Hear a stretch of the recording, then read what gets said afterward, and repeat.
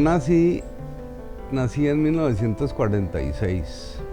Este año voy a cumplir 70 años. De niño fui una persona un poco desadaptada porque tenía inclinaciones artísticas con las que no estaba de acuerdo la familia.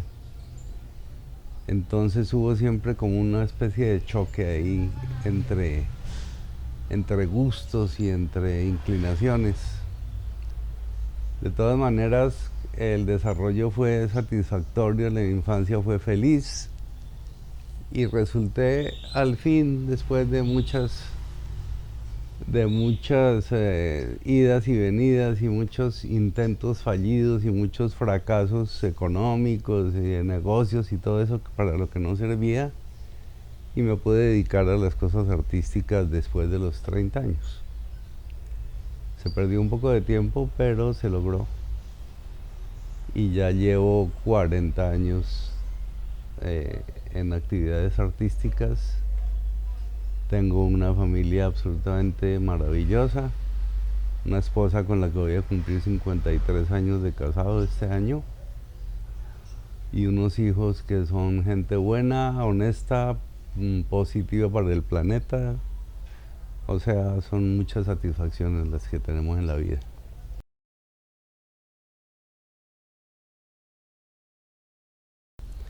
Bueno, pues el orden fue el siguiente. Yo a los 30 años pasados, los 30 años, se acabó la plata de la herencia de los papás y esas cosas, y tocó empezar a ver cómo producía. Y como había sido tan inquieto como dibujante desde niño, pues yo me tenía confianza en la cuestión del dibujo y me dio por empezar a pintar cuadros, retratos. Y empecé a pintar retratos de niños, y por ahí arranqué con la pintura, pintándole los hijos a los amigos y a las amigas, y después a mucha gente, y ya después haciendo exposiciones de pintura. Y como era pintura basada en la fotografía de las personas y la fotografía de paisajes, de todo eso, pues me compré la enciclopedia Salvat de la fotografía, que era una cosa en fascículos, como 300 fascículos, y me la hice completica, me la estudié y me volví fotógrafo. Entonces ya con la mezcla de la pintura y de fotografía, con eso fue que salió adelante la familia, junto con el trabajo que hacía mi esposa. Produjimos en esa forma lo suficiente para salir adelante. Lo de la escritura empezó ya mucho tiempo después de la actuación, después de como a los 50 años, a los 43 o 44 años, cuando ya era actor, me dio por pensar en hacer una serie para la televisión, en escribir una serie. Y el tema que me llegó fue el tema del VIH, el tema del SIDA, que en esa época estaba en todo su apogeo, en todo el terror del mundo entero por el virus del SIDA. Resulté muy impresionado porque murieron personajes que yo admiraba mucho, y murieron también un par de amigos afectados por esta cuestión. Entonces me puse a estudiar un poco lo que era ese virus, y caí en la cuenta de que no podía ser un virus desarrollado naturalmente, sino que tenía que ser una cuestión manipulada en un laboratorio, manipulado genéticamente. Y empecé a estudiar el problema, y empecé a estructurar la historia de un científico que en unos experimentos para curar la leucemia utilizó un virus, y ese virus sufrió mutaciones que lo convirtieron en el virus del SIDA. Y ahí se propagó de ese laboratorio, y se propagó para todo el mundo. La protagonista de la historia era una mujer, una ninfómana, que es la que se encarga de propagar el virus ahí entre la gente cercana, y fue un personaje que me llegó muy adentro, al que le puse todos mis demonios, se los puse a ese personaje, y me exorcicé yo con esa mujer. me quité de encima todos mis propios problemas y el libro resultó siendo un tratamiento psicológico que me cambió la vida, me convirtió en una persona mucho más madura que la que era antes de escribirlo y me fasciné por el mundo de la escritura, por el mundo de la creación literaria y seguí escribiendo. He escrito otras 3 novelas, aparte de esa primera que se llamó Proyecto Eva, y ahora estoy escribiendo algunos, en este momento estoy en un guión para cine.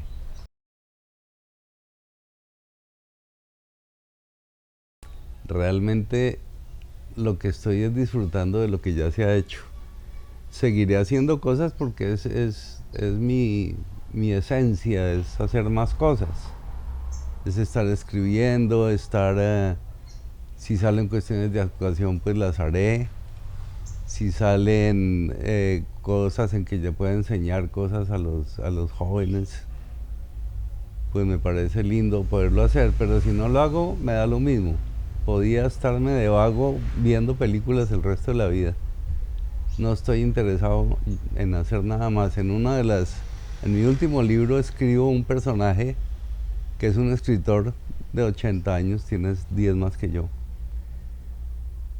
en que ha vivido todo, es un tipo que lo ha vivido todo y no está interesado en más, le falta solo por vivir 2 experiencias, que es el aburrimiento y la muerte. Es lo único que no ha hecho en la vida, aburrirse y morirse. Lo del aburrimiento me parece muy difícil de lograr porque cuando uno tiene la mente inquieta y es creativo y esas cosas, pues no se aburre. Es muy difícil aburrirse. Y la muerte, pues sí, a todos nos llegará. Y debe ser una experiencia muy linda no de vivirse, sino de morirse.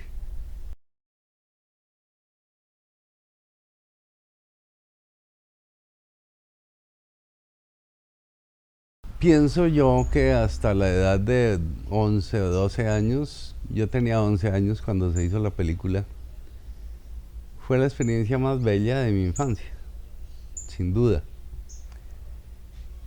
Se dio porque un director ecuatoriano que vivía en México, el señor Demetrio Aguilera Malta, escribió un guión muy bello para el cine que se llamaba Dos Ángeles y Medio y se presentó ante mi papá, que era una persona muy inquieta con los negocios y esas cosas, y le propuso que hicieran la película y él aceptó y la hicieron.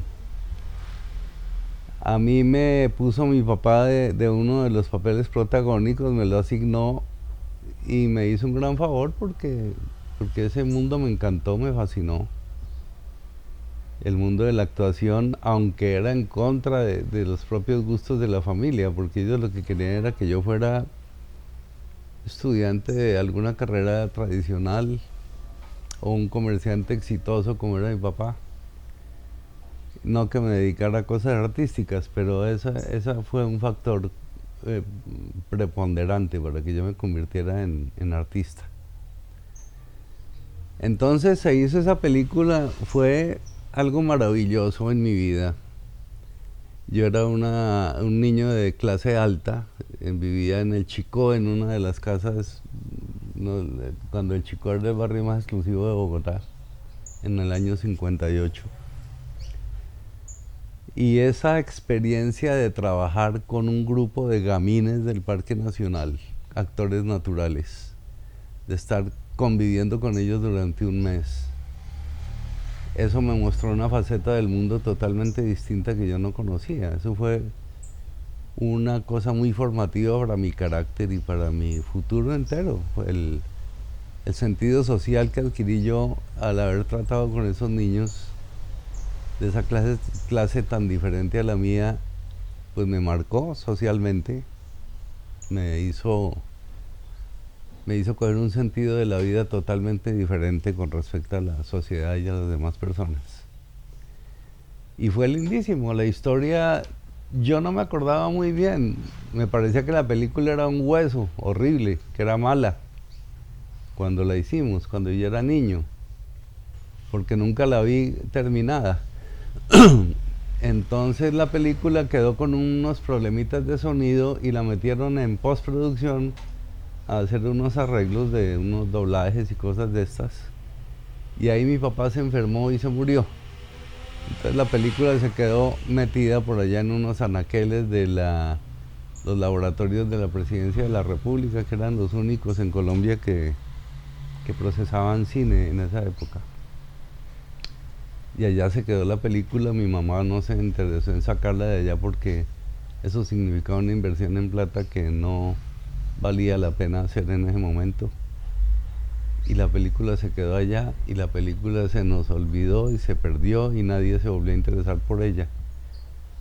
Hasta que años después el hijo menor nuestro, Tomás, empezó a estudiar cine y empezamos a conversar sobre la película y él se interesó mucho en ver si la podía encontrar. Y la estuvo buscando y estuvo muy metido con toda la gente del cine y en todas las dependencias que era posible que tuviera la película. Y hubo un grupo de gente buscándola y no se encontró. Nadie supo dónde estaba la película. Eso fue hace como 15 años. Y ahí pasó otra vez la idea de la película hasta ahora. Hace 2 años, algo así, que en Señal Memoria, una dependencia de RTBC, de Radio Televisión Colombiana, donde están rescatando una cantidad de archivo audiovisual que han encontrado, afortunadamente muy bien almacenado, porque la película, después de 50 y pico de años guardada ahí en unos anaqueles, pues era muy factible. Si no estuviera bien guardada, pues se había destruido, habría adquirido hongos o quién sabe qué. Pues no, resulta que la encontraron, abrieron las latas y la película estaba en perfecto estado y identificaron el nombre del director, Demetrio Aguilera, vieron que era un escritor ecuatoriano y comunicaron eso al Ministerio de la Cultura en el Ecuador. Ellos se interesaron muchísimo e hicieron un convenio aquí con la Fundación Patrimonio Fílmico Colombiano. Se llevaron la película para el Ecuador, la restauraron, la digitalizaron, la pusieron en condiciones de verse y nos la devolvieron. Y ahí nos contaron a nosotros, la gente que había conocido a mi hijo cuando estaba buscando la película, lo llamaron y le dijeron: aquí está la película en la que aparece su papá. Y se vino encima ese recuerdo, se volvió una realidad. Es una cosa muy bella que le pase a uno eso, que 60 años después de haber tenido un sueño, que se le convierte en realidad. Eso es una cosa sumamente bella, que yo creo que muy pocas personas de mi generación la pueden vivir. Ahora todos los jovencitos y todos los niños van a poder vivir eso porque todos tienen una cámara en su celular, todos se hacen videos. Pero en 1958, para salir uno en video, pues tenía que trabajar en una película o ser muy aficionado cuando hacían esos Super 8 y los mandaban a revelar a los Estados Unidos, y era una cosa costosa y dispendiosa. En fin, la película se convirtió en una realidad que nos tiene felices a la familia y a mí. Es una cosa muy linda.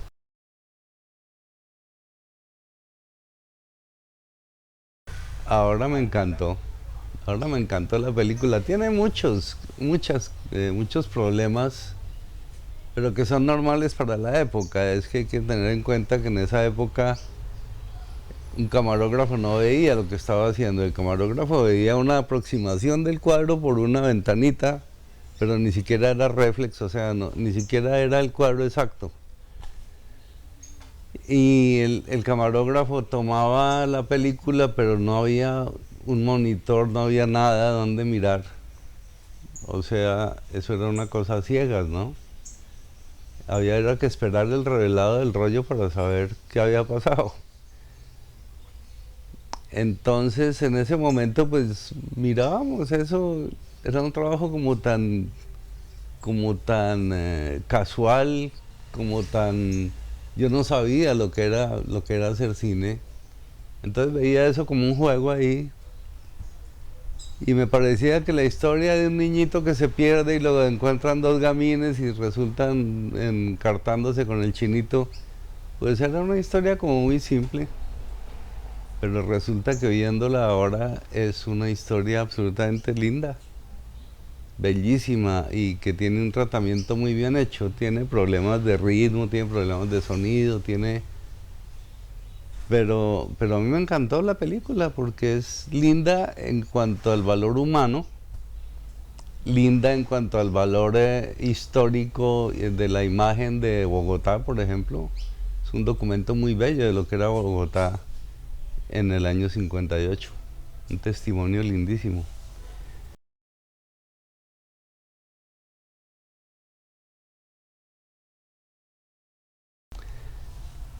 Bueno, ya la película ya la había visto yo en un lanzamiento que nos hicieron una reunión muy bella, una premiere que hicieron en la Embajada del Ecuador.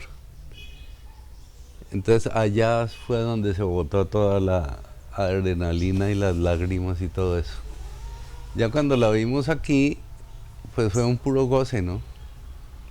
Ver, verle la cara a ciento y tantas personas que fueron a verla, ver las reacciones, oírlos reír con algunos pasajes, oír exclamaciones, eso fue muy bello. Ver la película ya en el contexto de un público que está reaccionando ante la película y la reacción fue positiva 100%.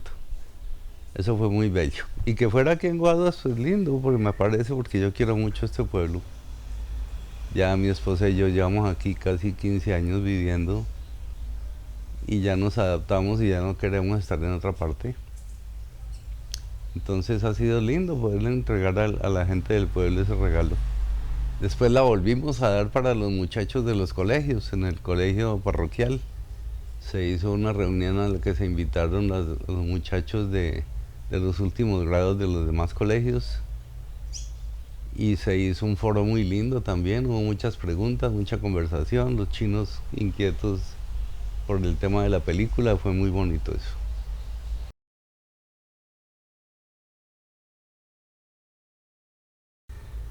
El único consejo que yo le puedo dar a la gente es tratar de ser auténticos en lo que se haga. Cuando uno es auténtico y hace las cosas con gusto, las cosas salen bien. Así sean las cosas malas. Cuando la gente es auténticamente mala, las cosas malas le salen bien. No ese es el caso.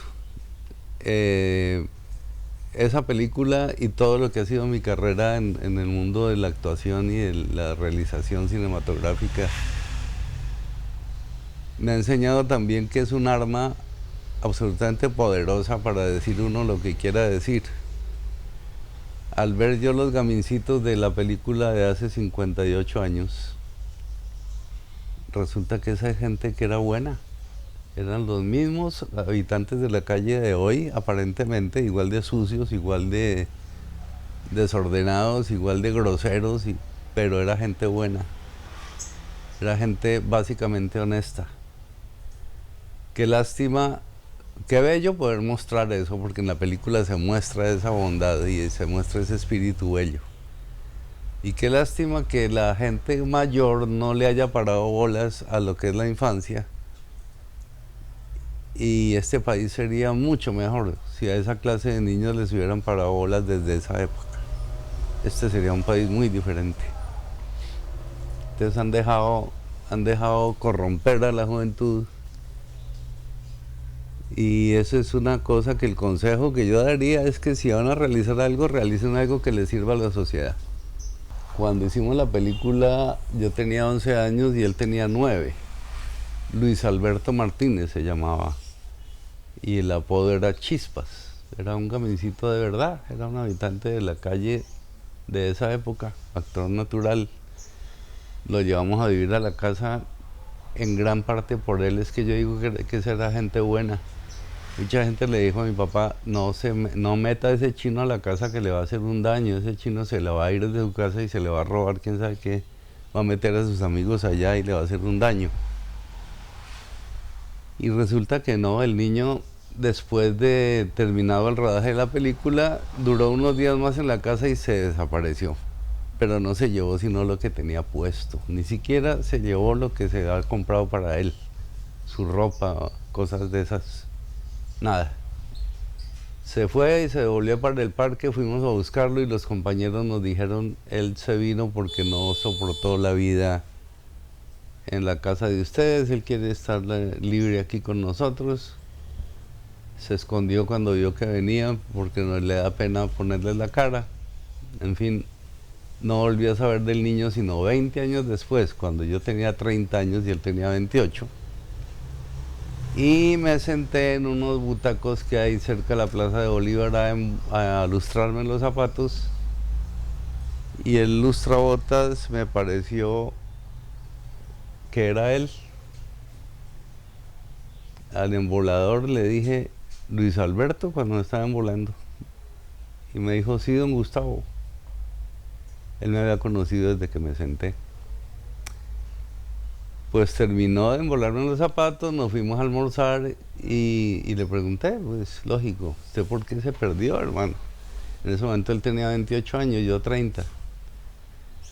Y dijo, pues no, es que no me di yo en esa vida y me fui. A veces me arrepiento de haberme ido porque seguramente mi vida habría sido otra cosa distinta a la de ser embolador. Pero también cuando yo veo a esta gente que trabaja aquí en el Capitolio Nacional, que eso es la gente como hubiera sido yo seguramente, si me quedo allá. Cuando vienen y se sientan aquí en mi butaco y los estoy embolando y los oigo hablar, llego a la conclusión de que nunca quisiera ser como esos hijueputas del Capitolio. Lo digo literalmente porque me parece una falta de respeto no decirlo como es. Esa es la grosería, pero es la verdad. Eso fue lo que él dijo. Y le pareció que su vida era mejor en esa forma, y a mí también. Que si hubiera sido, quién sabe, otro tipo de persona de las que está manejando el país y que nos tiene envueltos en corrupción y esas cosas.